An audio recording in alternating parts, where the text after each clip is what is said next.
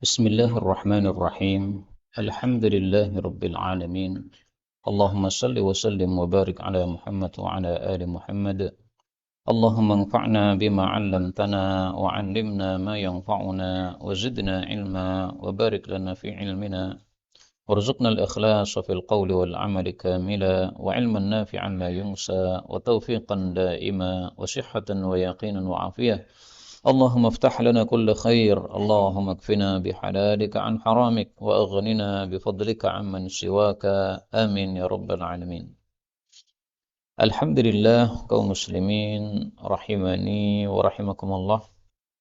Kita lanjutkan pengajian kitab Al-Mukhtasarus Shaghir karya Al-Imam As-Suyuti yang saya ringkas menjadi mukhtasar, dan kitab ini sudah saya terjemahkan tetapi belum sempurna sampai pada halaman 211. Faqala al-muallifu rahimahullah wa hafizahullah ta'ala qala Rasulullah sallallahu alaihi wasallam. Oh, kalau di sini bukan qala Rasulullah ya. Kana adalah Rasulullah sallallahu alaihi wasallam idza apabila utiya didatangkan, maksudnya diberikan, bita'amin suatu makanan, sa'ala beliau bertanya, anhu tentang makanan itu, ahadiyatun apakah ini hadiah, am ataukah sadaqatun sedekah. Fa in qila maka jika dikatakan, yaitu dijawab, sadaqatun ini adalah sedekah, qala li ashabihi beliau bersabda kepada sahabat-sahabatnya, kulu silahkan kalian makan, walam yakul dan beliau tidak ikut makan. Wa in qila dan jika dikatakan, maksudnya dijawab ya, hadiyatun ini adalah hadiah, daraba beliau itu menggerakkan biyadihi tangannya, fa'akala lalu beliau pun makan, ma'ahum bersama mereka. Kaum muslimin rahimani wa rahimakumullah, hadis ini menunjukkan bahwasanya Rasulullah sallallahu alaihi wasallam tidak boleh memakan harta sedekah. Dan sedekah itu ada dua macam. Ada sedekah yang wajib, ada sedekah yang sunnah. Biasanya sedekah yang wajib disebut apa? Zakat. Sedekah yang sunnah disebut sedekah. Lah ini yang haram untuk Rasulullah ini yang sunnah atau yang wajib? Diperselisihkan oleh para ulama. Tapi pendapat yang terpilih insyaallah bahwasanya sedekah yang haram ini baik yang sunnah maupun yang wajib sama saja bagi Rasulullah sallallahu alaihi wasallam. Makanya kalau ada seseorang datang kepada Nabi memberikan sesuatu, ya Rasulullah, ini saya menyerahkan kepada Anda. Beliau tanya, ini apa ini? Sedekah atau hadiah? Oh, saya menghadiahi antum. Ya kalau begitu beliau makan. Tapi kalau dia mengatakan, ini sedekah saya, ini zakat saya, maka beliau tidak mau makan. Apa sih perbedaan antara sedekah dengan hadiah? Sedekah itu kepada orang-orang miskin, itu namanya sedekah. Kita melewati di satu jalan ada orang miskin, ya, bajunya compang-camping, kelihatan sangat miskin dia. Nah, kita kasihkan kepada dia, namanya apa? Sedekah. Yang dikasih apa? Satu bungkus nasi padang, sedekah. Kemudian kita ketemu teman kita, teman SD dulu. Di jalan ketemu, Masya Allah, ini teman SD dulu. Jarang sekali ketemu kita. Pas waktu itu saya sedang pesan nasi padang di situ. Teman saya juga melewati tempat tersebut. Nah, akhirnya ngobrol-ngobrol, kemudian saya pesankan satu bungkus nasi padang. Saya kasihkan. Namanya apa ini? Hadiah. Yang dikasihkan sama Pak, nasi bungkus. Satu nasi bungkus. Tapi kepada orang miskin namanya sedekah. Kepada teman namanya hadiah. Hadiah itu apa definisinya? Hadiah itu pemberian kita kepada seseorang untuk lebih membaguskan hubungan antara kita dengan dia. Ini karena teman, nah, maka supaya lebih bagus hubungannya saya kasih hadiah namanya. Kemudian dari hadis ini kita ambil beberapa faedah. Faedah yang pertama, Rasulullah sangat berhati-hati, sangat wara, sehingga kalau ada sesuatu diberikan kepada beliau, sa'ala, beliau bertanya. Pertanyaan ini menunjukkan waraknya beliau Rasulullah sallallahu alaihi wasallam. Tapi warak jangan berlebihan. Bagaimana contohnya warak berlebihan? Misalnya kita bertamu ke rumah teman kita, kemudian disuguhi minuman atau makanan. Kita bertanya, ini hasil halal atau haram nih? Nah, ini kurang ngajar kayak begini. Kita sebagai tamu dikasih makanan, minuman, udah nggak usah ditanyakan, bismillah, makan, minum. Karena kalau kita bertanya seperti itu, seolah-olah kita suudzon kepada teman kita bahwa dia memakan harta yang haram. Dan ini ada dalilnya. Mari kita tampilkan dalilnya. Rasul Shallallahu Alaihi Wasallam melarang orang yang bertanya seperti itu karena itu adalah termasuk sikap berlebih-lebihan. Rasul bersabda, "Idza dakhala ahadukum ala akhihi muslim." Kalau seseorang masuk ke rumah seseorang muslim, fa at'amahu min ta'amih, lalu dikasih makan, falyakul wala yas'al anhu. Silahkan dimakan, tidak usah bertanya. Wa in saqahu min syarabih, kalau dia dikasih minum, falyashrab wala yas'al anhu. Silahkan minum dan jangan bertanya tentang minuman tadi. Maksudnya jangan bertanya itu jangan bertanya ini halal atau dari haram. Kalau bertanya ini apa ini, minuman apa ini, saya kok belum pernah melihat, nggak ada masalah. Ya. Seperti gambar ini ya. Nah, ini misalnya panjenengan belum pernah melihat buah seperti ini. Ya.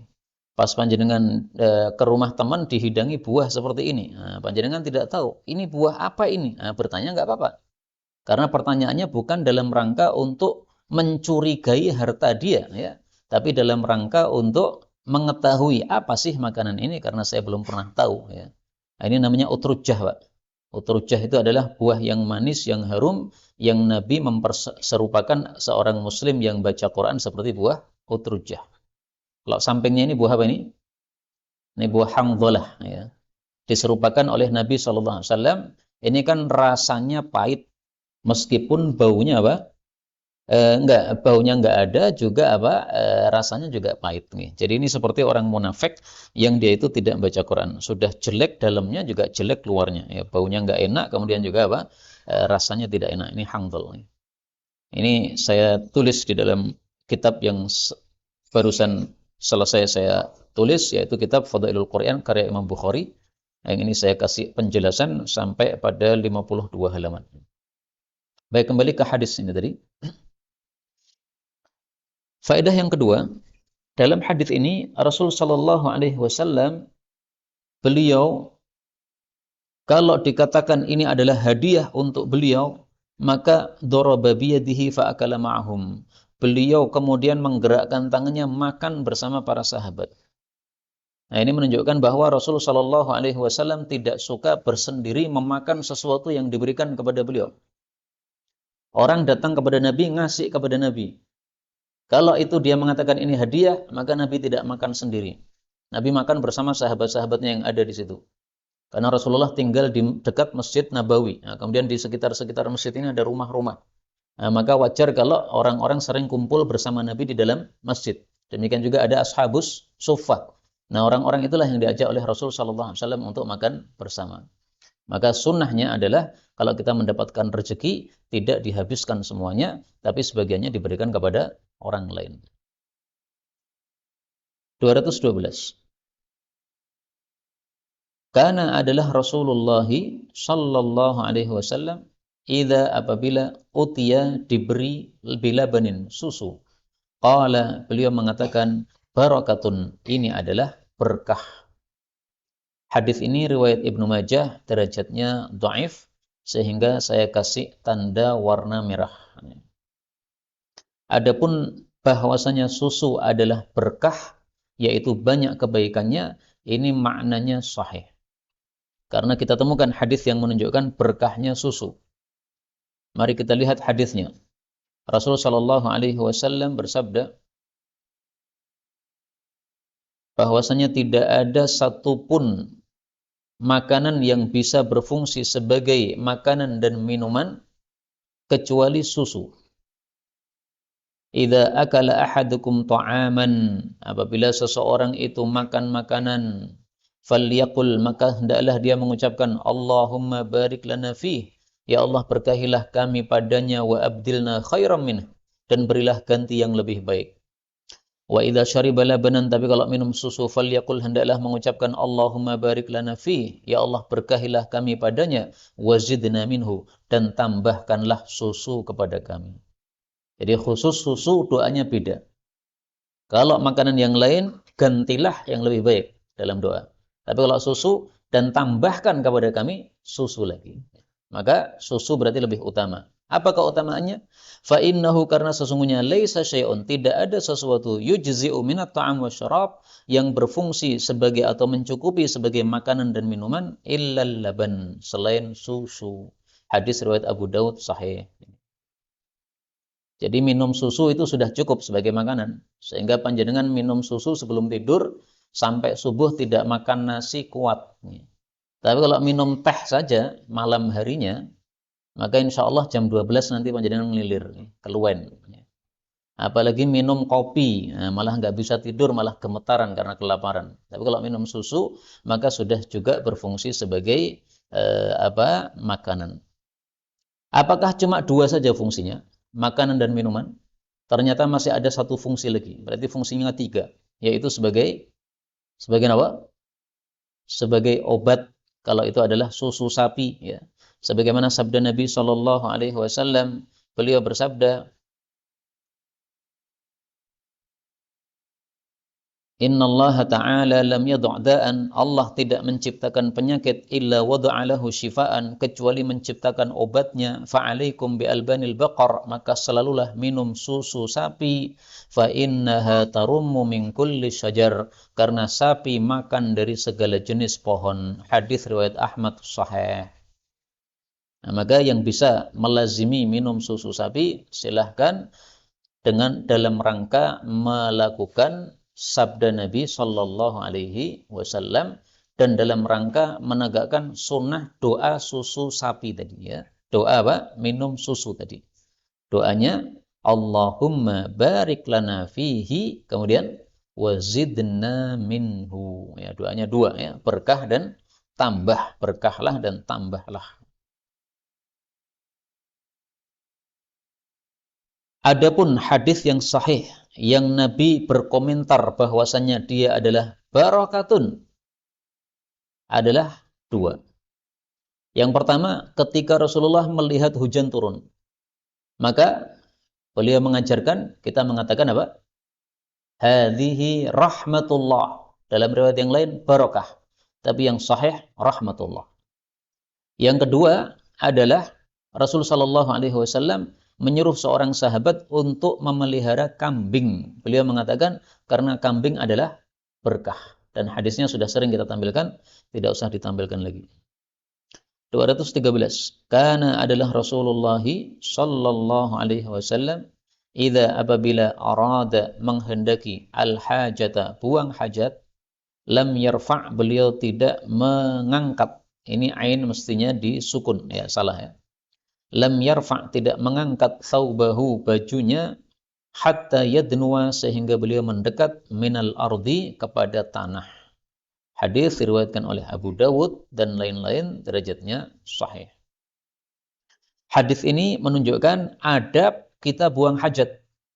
Adabnya bagaimana? Jangan diangkat dulu sarungnya, jangan disingkap dulu auratnya, kecuali kalau sudah mendekat ke tanah. Ini kondisi zaman dulu, Pak. Ketika orang buang hajat itu tidak berada di tempat yang tertutup, yaitu kamar kecil, tetapi buang hajatnya menjauh ke tempat yang tidak terlihat orang. Di tengah padang pasir misalnya, atau di tempat yang kosong dari orang, kosong dari bangunan. Biasanya cari tempat yang agak turun begitu. Karena ketika ada tempat yang agak turun, maka kita bisa apa? Sembunyi di balik situ, tidak ada orang yang melihatnya. Atau melihat gundukan. Kalau ada gundukan, maka kita nyelinap di balik gundukan tadi. Nah, kemudian baru kita singkap. Nah, makanya wajar kalau beliau itu tidak mengangkat sarungnya sampai dekat ke tanah. Karena kalau belum sampai dekat ke tanah, sudah disingkap sarungnya, bisa kelihatan dari jauh. Kan tanahnya kan agak turun kan? Nah, maka ketika beliau menyingkapnya sudah sampai turun ke bawah, tidak akan terlihat oleh orang lain. Maka praktek hadis ini untuk kakus-kakus atau kamar kecil yang sudah ada di rumah-rumah kita masing-masing, ya prakteknya jangan dibuka dulu sebelum masuk kamar kecil. Jangan seperti anak-anak itu. Anak-anak itu belum masuk kamar kecil sudah apa? Lepas celana. Nah, itu pasnya untuk anak kecil ya. Anak kecil memang belum paham. Tapi kalau sudah dewasa tidak pantas seperti itu. Masuk, sudah dikancing, baru kemudian lepas bajunya. Sebagian orang itu tidak ngancing, Pak. Cukup ditutup saja, langsung lepas baju. Ini sama juga tidak mengamalkan hadis ini. Karena tujuannya adalah supaya kita aman dari terlihat aurat kita. Kalau belum dikancing sudah lepas baju. Bagaimana kalau ada orang dorong pintunya, kemudian terlihat auratnya? Ini termasuk apa? Satu kesalahan tidak sesuai sunnah baginda Rasulullah sallallahu alaihi wasallam. Kemudian adab-adab yang lain tidak disebutkan dalam hadis ini, tapi saya ringkas ya dalam beberapa poin. Pertama, mendahulukan kaki kiri ketika masuk kakus. Karena kakus itu tempat yang kotor. Yang kedua, kita mengucapkan bismillah. Fungsinya adalah supaya setan tidak bisa melihat aurat kita. Karena Rasulullah bersabda, aurat tidak terlihat oleh setan apabila kita membaca bismillah. Kemudian yang ketiga, kita membaca perlindungan kepada Allah Subhanahu wa taala dari setan. Allahumma inni a'udzubika minal khubuthi wal khaba'ith. Kemudian masuk tadi ya, masuknya setelah membaca doa. Kemudian melepas baju ketika sudah terkunci pintunya, sebagaimana dalam hadis ini melepas baju ketika sudah dekat ke tanah. Kemudian yang kelima adalah buang hajat dalam keadaan duduk, tidak dalam keadaan berdiri. Karena kalau berdiri maka pipis yang turun itu bisa muncrat ke kita.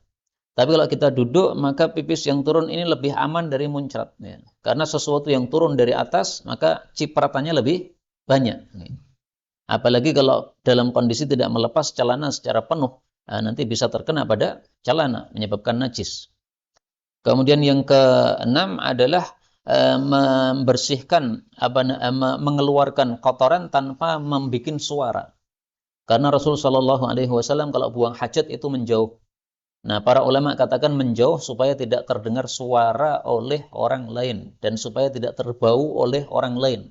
Nah, sehingga pas kita dalam kasus jangan keluarkan suara-suara.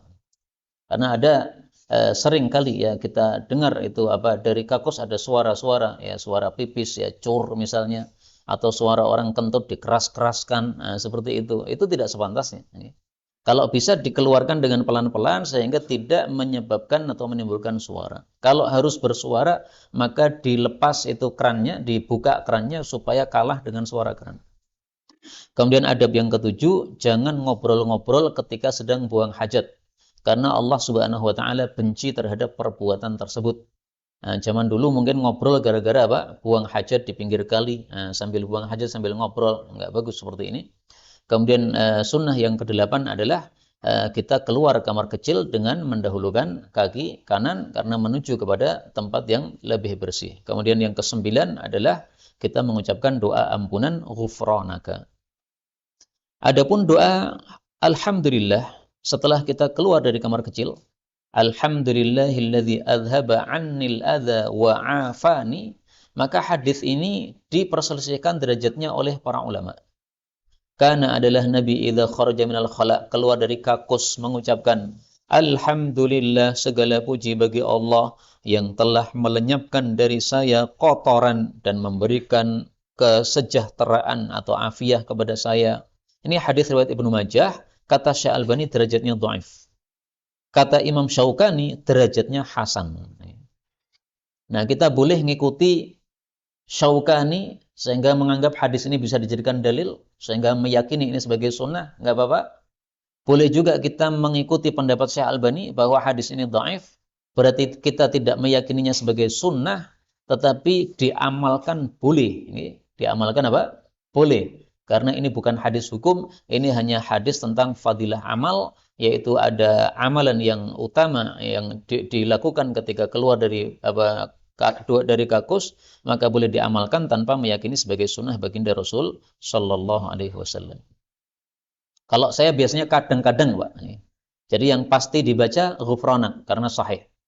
Tetapi alhamdulillahilladzi alhaba 'anil adza. Nah, ini kadang-kadang. Kenapa kadang-kadang? Supaya tidak ada kerancuan kepada orang lain yang mendengarkan misalnya bahwa itu adalah sunnah baginda Rasulullah yang hadisnya disepakati sahih. Tapi kalau panjenengan mengikuti Imam Syaukani menganggap itu sahih, silahkan, nggak ada masalah.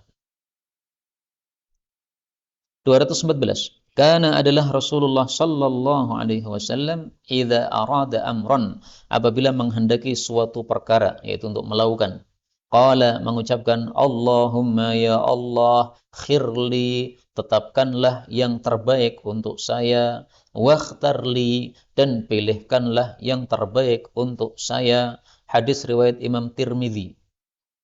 Hadis ini derajatnya dhaif sehingga saya kasih tanda merah. Hadis ini sudah terwakili oleh hadis yang mengajarkan kepada kita salat apa? Al-istikharah. Hadisnya diriwayatkan oleh Imam Bukhari. Yang punya Sahih Bukhari nanti bisa dilihat pada hadis nomor berapa ini, kok nggak ada nomornya ini ya. Ini hadis 6382 Sahih Bukhari. Kalau seseorang ingin melakukan satu perkara, hendaklah salat 2 rakaat, setelah selesai mengucapkan doa, Allahumma inni astakhiruka bi'ilmika, dan seterusnya. Ini kenapa saya tampilkan, padahal kan sudah populer salat istikharah itu. Karena masih sering orang bertanya kepada saya, gimana tata cara salat istikharah? Jadi sudah populer pun masih ada orang belum paham, Pak. Maka yang punya Sahih Bukhari bisa dilihat masing-masing ya. Ada Sahih Bukhari nomor 6382. Atau mungkin panjenengan sudah hafal dalil salat istikharah. Ada dalilnya, tahu. Tapi doanya yang belum hafal. Dalilnya tahu, tapi apa? Doanya yang belum hafal. Karena jarang dilakukan. Nah, nanti bisa merujuk kepada ini. Kitab Sahih Bukhari 6382. Kemudian 215. Karena adalah Nabi sallallahu alaihi wasallam idza arada, jika menghendaki, ayyanama, untuk tidur, wahwa, dalam keadaan junubun, junub, ghasala, beliau membasuh farjahu, kemaluannya, wa tawadda'a, dan beliau berwudu, lis salati, seperti wudu untuk salat. Kata-kata lis salah bukan berarti wudu untuk salat, bukan ya, tapi wudu seperti wudu untuk salat. Jadi wudu biasa itu maksudnya, tidak wudu yang berbeda. Hadis ini menunjukkan dua hal. Yang pertama, bahwasanya disunnahkan orang yang tidur dalam kondisi junub untuk melakukan dua hal. Satu, membasuh farjinya dulu. Misalnya, seorang laki-laki belum menikah, tidur, kemudian mimpi basah. Pas mimpi basah, dia lihat jam 12 malam. Mau mandi jam 12, malas sekali, masih dingin. Lanjutkan tidur, gimana? Boleh. Nah, tapi ke kamar mandi dulu, bersihkan kemaluan. Kalau sudah bersihkan kemaluan, baru kemudian tawadda'a lis-shalah. Wudu seperti wudu untuk salat. Habis itu silahkan tidur lagi. Bagaimana kalau malas juga? Nyuci tok malas, wudu tok juga malas. Karena dingin, atau ya karena masih sangat ngantuk. Bolehkah langsung tidur? Boleh, langsung tidur boleh. Karena ini hukumnya cuma apa? Sunnah. Tapi yang sunnah-sunnah ini kalau kita lakukan, maka ini lebih utama bagi kita. Apa dalilnya bahwasanya ini hanya sunnah? Mari kita lihat hadisnya. Ya mas-samaan. Karena adalah Nabi yanamu, tidur, wahwa junubun, dalam keadaan junub, wala yamassu ma'an, tanpa menyentuh air sama sekali. Hadis riwayat Tirmidzi sahih. Tapi ini dipahami oleh para ulama kadang-kadang. Bukan rutinan, bukan. Lebih sering Rasulullah itu apa? Membasuh kemaluan dulu, kemudian wudu, kemudian tidur. Tetapi seandainya langsung tidur gimana? Boleh. Yang kedua, hadis ini menunjukkan bahwasanya orang yang junub itu tidak wajib langsung mandi. Dia boleh menunda, nggak ada masalah. Maka kalau kita junub sebelum tidur, jam 10 junub. Kemudian mandi junubnya adalah nanti ketika jam 3. Gimana itu? Nggak ada masalah. Perempuan juga begitu. Dia haid. Apakah setelah haid langsung dia wajib untuk apa? Untuk mandi? Tidak wajib langsung. Ditunda juga tidak apa-apa. Misalnya seorang wanita haid. Kemudian suci dari haidnya habis subuh. Habis subuh itu waktu yang tidak boleh untuk salat, Pak. Sehingga perempuan tidak ada kewajiban untuk salat subuh. Karena dia sucinya setelah subuh. Kapan dia wajib salatnya? Nanti zuhur. Nah, seandainya dia menunda mandinya sampai nanti jam 9 atau jam 10 setelah pekerjaan selesai baru mandi gimana? Nggak ada masalah. Ya. Jadi tidak wajib langsung membersihkan diri dari junub dan haid. 216. Karena adalah Nabi Sallallahu Alaihi Wasallam. Idza stalama, apabila menyentuh ar-rukna, sudut, maksudnya Hajar Aswad, karena ada di sudut Ka'bah. Qabbalahu, beliau mencium Hajar Aswad. Wa wada'a khaddahu, dan meletakkan pipinya al-aiman, yang kanan, alaihi, di atas Hajar Aswad. Hadis ini derajatnya dhaif, riwayat Baihaqi. Karena itu tidak usah kita amalkan yang menempelkan pipi kanan ini karena hadisnya dhaif. Adapun menciumnya ini sahih dari hadis yang lain. Mencium dan sujud ini sahih. Apa bedanya mencium dengan sujud? Mencium dengan mulut. Sujud dengan jidat. Jadi yang ditempelkan adalah apa? Mulut sama jidat. Adapun pipi kanan, nah ini tidak sahih. Mari kita lihat dalilnya yang sujud. Yang punya kitab Bulughul Maram nanti bisa dilihat pada kitab Bulughul Maram. Wa yasjudu. Bulughul Maram pada hadis nomor 747 dari Ibnu Abbas radhiyallahu anhuma, bahwasanya dia biasanya mencium Hajar Aswad dan sujud di atas Hajar Aswad. Hadis diriwayatkan oleh Imam Hakim marfu' dari Nabi, dan Baihaqi mauquf, hanya perkataan atau perbuatan Ibnu Abbas. Tapi dua-duanya sahih ya. Jadi sahih bahwa Ibnu Abbas melakukan, dan sahih bahwa Nabi juga melakukan. Dan ini pendapat mayoritas ulama. Mazhab Syafi'i, mazhab Hambali, mazhab Hanafi, 3 mazhab. Semuanya sepakat bahwasanya sujud pada Hajar Aswad hukumnya adalah sunnah. Kenapa? Dilakukan oleh Rasulullah SAW. Yang menyelisih hanya mazhab Maliki. Mereka berpendapat, atau Imam Malik berpendapat, bahwasanya sujud pada Hajar Aswad hukumnya adalah bid'ah. Nah, Imam Malik kenapa mengatakan bid'ah? Bisa jadi belum sampai ke telinga beliau hadis ini. Kalau beliau mengetahui hadis ini, pasti mengatakan sunnah. Bisa jadi juga beliau sudah mendengar hadis ini, tapi beliau menganggap dhaif. Nah, sementara yang lain menganggapnya sahih. Maka mudah-mudahan semua kita bisa mencium Hajar Aswad dan sujud padanya. Amin ya rabbal alamin. Ada satu kesalahan yang sering dilakukan oleh orang-orang pada masa sekarang. Ketika Hajar Aswad itu tidak pernah sepi dari kunjungan orang. Kesalahannya apa? Kesalahannya adalah rame-rame mencium Hajar Aswad sampai desak-desakan, sampai menendang orang, atau sampai mendesaki orang, sampai menyempit-nyempitkan orang lain. Ini bukan satu kebenaran seperti ini. Ibadah dilakukan dengan cara khusyuk kepada Allah Subhanahu wa taala. Kalau memang desak-desakan seperti ini, enggak usah ikut. Fikihnya Ibnu Abbas adalah kalau melihat Hajar Aswad ini desak-desakan, beliau tidak menyentuhnya.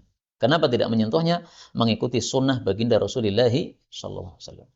Bayangkan Pak, pada waktu melakukan haji wada. Pas haji wada, itu Nabi tidak menyentuh Hajar Aswad. Beliau malah menyentuh dengan tongkat. Kenapa? Karena Hajar Aswad desak-desakan orang. Siapa yang paling berhak mencium Hajar Aswad? Tentu saja Rasulullah SAW. Tapi beliau melihat orang desak-desakan, nggak mau ikut. Beliau cukup ambil tongkat. Nah, tongkatnya ini dipaskan pada Hajar Aswad. Kemudian bagian yang terkena Hajar Aswad tadi dicium oleh Rasulullah SAW. Itulah caranya kalau berdesak-desakan dan kita bisa membawa tongkat. Sudah selesai alhamdulillah hadis-hadis yang dimulai dengan kana. Sekarang kita lanjutkan hadis yang dimulai dengan harful lam, huruf lam. 217 la adzudanna, sungguh betul-betul saya akan mengusir an haudi, dari telaga saya, rijalan, beberapa orang, kama sebagaimana tudzadu, diusir, al-gharibatu, onta yang asing, minal ibil, dari onta-onta yang lain. Hadis diriwayatkan oleh Imam Muslim. Jadi zaman dulu orang itu kalau punya onta biasanya dibawa ke tempat minum, Mbak. Nah, kalau pas membawa ke tempat minum ini, kemudian tiba-tiba ada onta yang bukan milik dia, pasti dia usir, karena khawatir nanti membawa penyakit, atau khawatir itu dianggap mencuri ontanya orang. Ini bukan onta saya, nah, diusir. Nah, Rasulullah menyerupakan bahwasanya nanti ketika orang-orang datang ke telaga Nabi, yaitu telaga Kautsar di akhirat, itu ada orang-orang yang diusir dari telaga tersebut. Maka Rasulullah membela, ya Allah, ini umat saya, kenapa diusir? Maka Allah Subhanahu wa taala menjawab, kamu wahai Muhammad tidak tahu apa bid'ah yang mereka lakukan sepeninggal kamu. Maka Rasulullah mengatakan, suhqan suhqan, binasa mereka, binasa mereka. Karena itu supaya kita tidak termasuk yang diusir dari telaga Nabi SAW, mari kita menghindari bid'ah, melakukan dan mempelajari sunnah. Nah, kita sekarang sedang mempelajari sunnah Nabi dalam rangka supaya paham bagaimana sunnah Nabi, sehingga tidak melakukan bid'ah-bid'ah yang menyimpang dari sunnah baginda Rasul Sallallahu Alaihi Wasallam. Telaga Nabi adalah telaga Al-Kautsar. Disebutkan dalam hadis yang sahih bahwasanya setiap Nabi memiliki telaga. Tapi telaganya Nabi Muhammad Sallallahu Alaihi Wasallam itulah yang paling banyak pendatangnya. Inna likulli nabiyyin haudha. Sesungguhnya tiap nabi ada telaga, miliki telaga. Nabi jumlahnya berapa? 124.000 nabi. Berarti besok ada 124.000 telaga. Wa innahum yatabahun, dan sesungguhnya mereka itu saling berbangga. Ayyuhum aktsar waridah. Siapa yang banyak didatangi oleh kaumnya telaganya itu. Wa inni arju an akuna aktsarahum waridah. Dan saya berharap sayalah yang paling banyak telaga saya didatangi orang. Hadis riwayat Tirmidzi, derajatnya sahih. Luasnya telaga Nabi Shallallahu Alaihi Wasallam, beliau mengatakan, Inna amamakum haudon kama baina jarba wa adruh. Luasnya sejauh antara Jarba dan Adruh. Ini nama dua tempat. Man syariba minhu, siapa yang datang kemudian minum dari telaga Kautsar tadi, lam yadhma' ba'daha abadan, tidak akan haus selama-lamanya, karena pasti dia masuk ke dalam surganya Allah Subhanahu wa taala. Mudah-mudahan semua kita termasuk orang-orang yang minum telaga Kautsar ini. Amin ya rabbal alamin. Dan dari sebab inilah orang-orang di Indonesia ada yang membuat air minum namanya apa? Kautsar. Nah, pakai nama telaganya Rasul sallallahu alaihi wasallam. Tafaulan, supaya orang yang beli dari mereka nanti masuk surga sehingga minum telaga Kautsar. Ya, enggak ada masalah seperti ini, bagus. 218. Lallahu, sungguh Allah, asyaddu, lebih dahsyat, farahan, bahagia, bitaubati abdih, dengan taubatnya hambanya. Lebih bahagia dari siapa? Min ahadikum, dari bahagianya seseorang dari kalian. Idza saqata, apabila dia mendapatkan, idza saqata alaih, apabila bertemu dengannya, ba'iruhu, ontanya. Qad adallahu, yang dia telah kehilangan onta tadi, bi ardin falatin, pada tanah yang kosong seperti padang pasir dan sebagainya.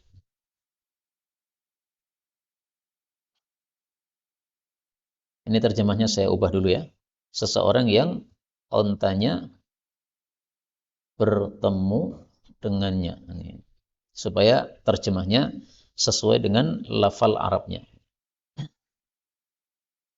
Hadis ini menunjukkan bahwa tobat itu adalah amalan yang sangat-sangat disukai oleh Allah Subhanahu wa taala. Sehingga Allah menjamin siapapun yang bertobat pasti akan diterima oleh Allah. Enggak ada dosa apapun tidak diterima oleh Allah, tobatnya enggak ada. Dosa syirik itu dosa yang paling tinggi. Apakah bisa diterima oleh Allah kalau tobat? Bisa. Umar dulu syirik.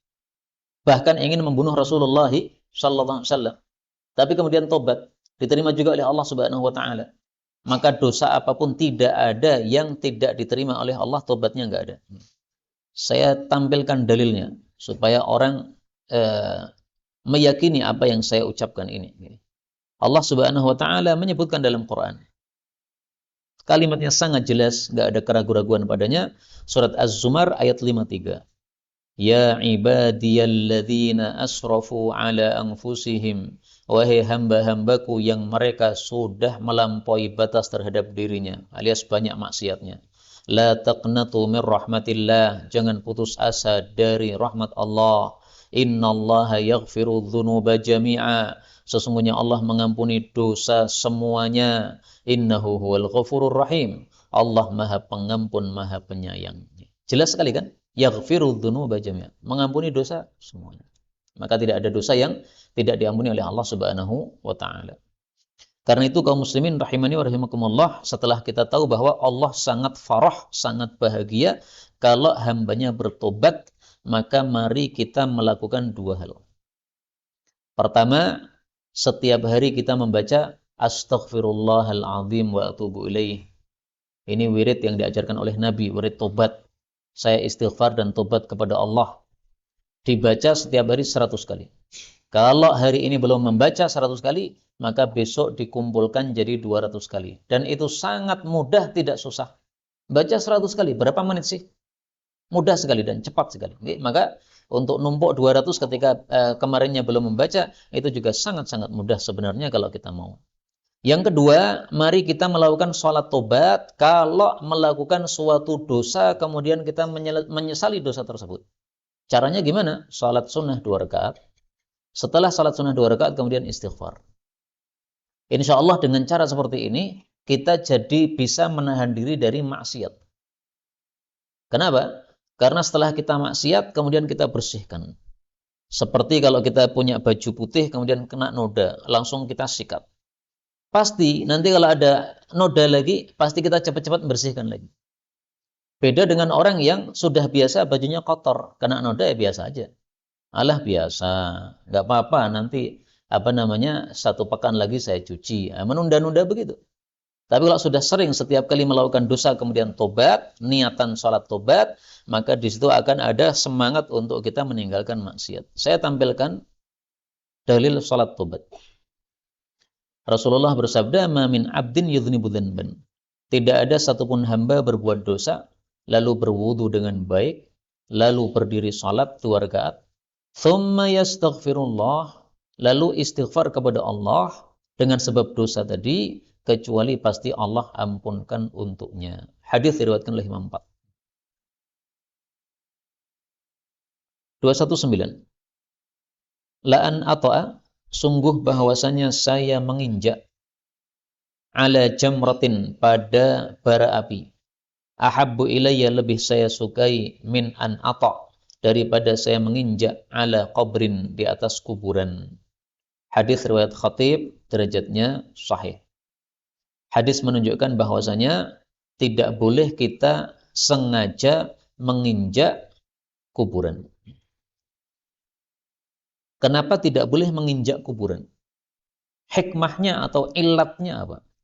Para ulama mengatakan, kalau kita menginjak kuburan, itu sama dengan tidak sopan kepada orang yang berada di dalamnya. Bayangkan misalnya di bawah meja ini ada bapak sedang tidur. Dia tidur di bawah meja karena menghindari sinar lampu. Kemudian kita sebagai anak duduk di atas meja, kira-kira gimana tuh? Semua orang melihat mengatakan ora sopan. Nah, kuburan itu di dalamnya kan ada orangnya itu. Meskipun sudah jadi tulang, tapi kan masih ada sisanya atau bekasnya. Nah, maka kita berdiri di situ, nggak sopan. Dilarang juga oleh Nabi untuk membangun bangunan di atasnya. Kenapa dilarang? Karena memadoroti. Karena menyebabkan kesempitan terhadap kuburan yang lain. Menyebabkan apa? Nanti susah untuk kalau kuburan itu akan digali lagi ketika kuburannya sudah penuh. Kemudian akan ditumpuk antara jenazah satu dengan jenazah yang lain, menyusahkan. Dilarang juga untuk menulis tulisan di atas kuburan. Ilatnya apa? Menurut sebagian ulama, orang yang membaca tulisan di kuburan itu mudah lupa. Wallahu alam. Saya tidak ngerti dalilnya. Cuma mungkin itu dari tajribah atau pengalaman. Maka kalau ada tulisan-tulisan di kuburan jangan dibaca. Khawatirnya nanti apa? Sesuai dengan pengalaman para ulama menyebabkan jadi mudah lupa. Saya tampilkan dalil yang melarang-larang tersebut, menyebutkan larangan-larangan tersebut. Yuqassas. Kalau yuqassas tidak ada, yujassas.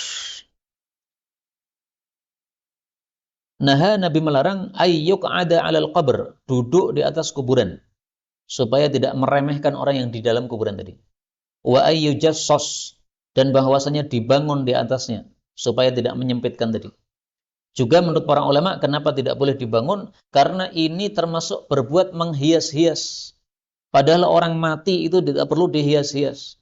Orang mati yang dilihat oleh Allah itu amalnya. Meskipun kuburannya dihias-hias bagus, Allah nggak akan peduli, akan disiksa kalau dia amalnya tidak baik. Maka tidak ada gunanya sama sekali. Ini termasuk perbuatan tabdzir. Termasuk perbuatan tabdzir juga yang sering dilakukan oleh orang adalah memberikan bunga-bunga. Datang ke kuburan kemudian kasih bunga-bunga. Ini termasuk mubadzir. Karena bunga-bunga ini ada nilainya, ada harganya. Panjenengan beli dengan uang, ada nilainya itu. Kemudian ditaburkan di situ. Melakukan penaburan seperti itu fungsinya apa? Apakah ada gunanya untuk si mayit? Nggak ada gunanya sama sekali. Yang lebih dibutuhkan oleh mayit adalah kita mendoakan. Kalau ada orang ziarah kubur kemudian mendoakan, tanpa bawa bunga sama sekali, mayit tidak akan terkurangi apapun. Tapi kalau dia datang dengan membawa bunga-bunga, nabur-naburkan bunga seperti itu, tanpa mendoakan, mayitnya tidak akan mendapatkan manfaat sama sekali dari bunga tersebut. Kemudian kesalahan berikutnya adalah dari sisi menaburkan bunga ini adalah adatnya orang-orang kafir. Saya membaca dalam satu buku bahwasanya adatnya orang-orang Nasrani itu menghiasi kuburan mereka dengan bunga-bunga. Nah, berarti ini sumbernya dari Nasrani ini. Kuburan dibuat seperti taman katanya, adatnya orang-orang Nasrani. Maka jangan meniru-niru adatnya Nasrani. Nggak ada sama sekali dalil bahwasanya kita disuruh naburkan bunga. Nggak ada sama sekali. Terakhir ini, 220. La ayyakhudha, sungguh bahwasanya mengambil ahadukum masing-masing kalian hablahu, talinya. Fayatiyal jabal, lalu datang ke gunung. Fayaji'a, lalu datang. Bihuzmati, dengan seikat. Al-hatabi, kayu bakar. Ala dhahrih, di atas punggungnya. Fayabi'aha, lalu menjualnya. Fayakuffallahu, lalu Allah menahan. Biha, dengannya. Wajhahu, wajahnya. Yaitu, dia jadi tidak malu karena minta-minta. Ya. Tidak mempermalukan diri karena minta-minta. Itu khairul lahu, lebih baik baginya. Min ayyas alan nas, daripada dia minta-minta kepada manusia. A'tauhu, mereka memberikan kepada dia. Au mana'uhu, atau mereka akan mencegah kepadanya alias tidak memberinya. Hadis diriwayatkan oleh Al-Imam Al-Bukhari. Hadis ini mengajarkan kepada kita sikap ta'affuf atau iffah atau afaf, tidak meminta-minta. Karena meminta-minta itu berarti menyebabkan diri kita jadi remeh di hadapan orang.